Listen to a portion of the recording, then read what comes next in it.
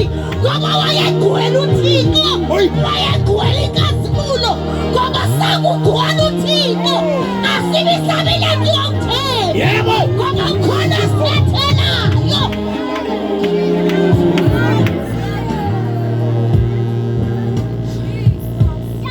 indalo yamame yayangamelani nenkazimulo yabona indalo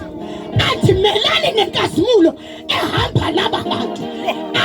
yasuka amadoda yaqonda madivule uze babadlule ngoba athi melani nenkazimulo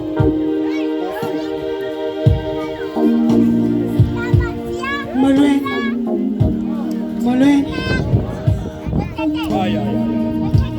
size ku-birthday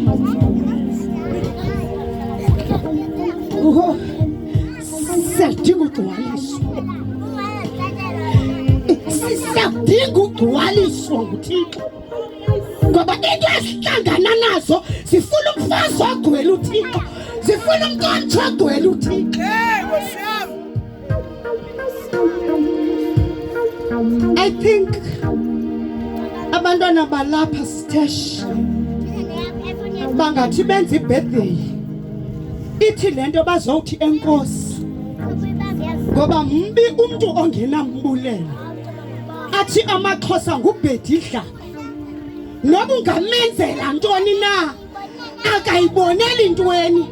uyithatha ngoba yi-responsibility yakho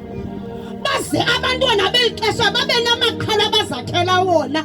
athi ayincancatholeni ibe izwi lenkosi lisithi uze undikhumbule wokulungela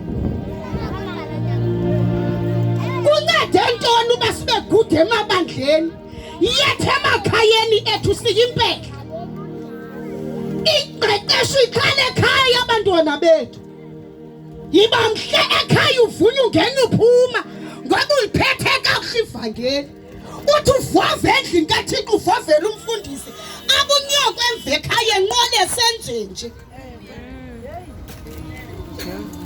It is very very important ukukhumbula lapho usuka khona ngoba insukaphi yile isisa kule ndawo siya kuyo umuntu ongazazi busukaphi akazazi buyapi na kodwa kwathi gqe abantu kuthi sibheke elwandle sekhwele enqweleni hayi nangamabhokobheka ngapha sengapha ngoba akazazi kahle kahle uyapi ufunda izwi lenkosi